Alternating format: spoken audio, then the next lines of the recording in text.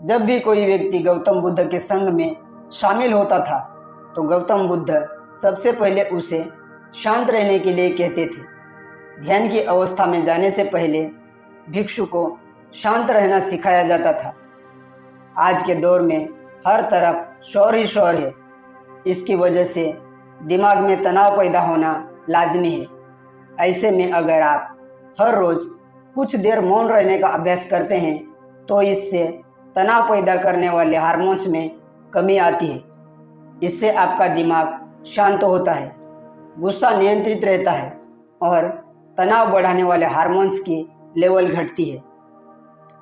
अगर आप बहुत ज़्यादा बोलते हैं तो आज की यह वीडियो आपके लिए है। इस वीडियो में यही बताया गया है कि ज़्यादा बोलने से क्या नुकसान होते हैं और कम बोलने से क्या फ़ायदा होता है।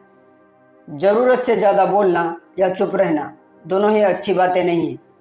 जैसे ज़रूरत से ज़्यादा बारिश हो जाए या फिर धूप, दोनों ही दिक्कत देती है, उसी तरह अनावश्यक बोलने से भी काफ़ी नुकसान होता है। अगर आपको कहीं चुप रहने से लाभ हो रहा है तो वहाँ पर चुप रहना बेहतर है। आइए जानते हैं किन मौक़ों पर बोलना चाहिए और किन मौक़ों पर शांत रहना बेहतर है। अगर आपके पास कोई तथ्य नहीं है तो वहाँ चुप रहने में ही भलाई है। चुप बैठने से दिमाग में नई कोशिकाओं का निर्माण होता है और इससे ज्ञान की वृद्धि होती है।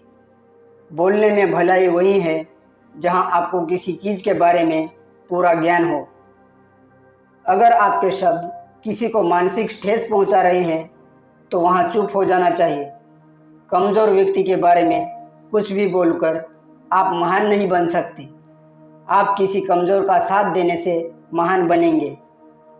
कोई वस्तु आपके लिए अपवित्र है और वही वस्तु दूसरों के लिए पवित्र है तो वहाँ आपको चुप रहना चाहिए। अनादर हमें किसी भी चीज़ का नहीं करना चाहिए, चाहे वह किसी इंसान को लेकर हो या फिर किसी धर्म को लेकर। किसी का अपमान करने से आप महान नहीं बन सकते। चुप रहना आदर या सम्मान देने की निशानी होती है। इससे न कोई छोटा होता है और न ही कोई बड़ा। अगर आपको क्रोध आ रहा है तो वहाँ से किसी का अनादर किए बिना चले जाए या फिर चुप रहे। क्रोध करने से आपके रिश्ते खराब होंगे। ऐसा करने से हमेशा क्रोध करने वाले व्यक्ति का ही बुरा होता है। अगर आपका किसी मुद्दे से कोई संबंध न हो तो वहाँ आपको चुप रहना बनता है। बिना किसी वजह अगर आप दूसरों के मुद्दों पर बोलेंगे तो यह आपके लिए अनिष्टकारी रहेगा। इसमें केवल और केवल आपका ही नुकसान है। आपके शब्द सामने वाले के परिवार या फिर मित्र की प्रतिष्ठा के बारे में बुरी झलक दिखा रहे हैं तो वहाँ आपको चुप रहना चाहिए। किसी के परिवार या मित्र के बारे में बुरा बोलने से केवल आप ही बुरे बनेंगे। जो चीज़ आसानी से ख़त्म की जा सकती है उसे अपने शब्दों से बड़ा न करें। अगर आप बिना चिल्लाए कोई बात नहीं कह सकते हैं तो वहाँ आपकी चुप रहने में ही भलाई है। किसी पर चिल्लाने से आपके व्यवहार के बारे में पता चलता है।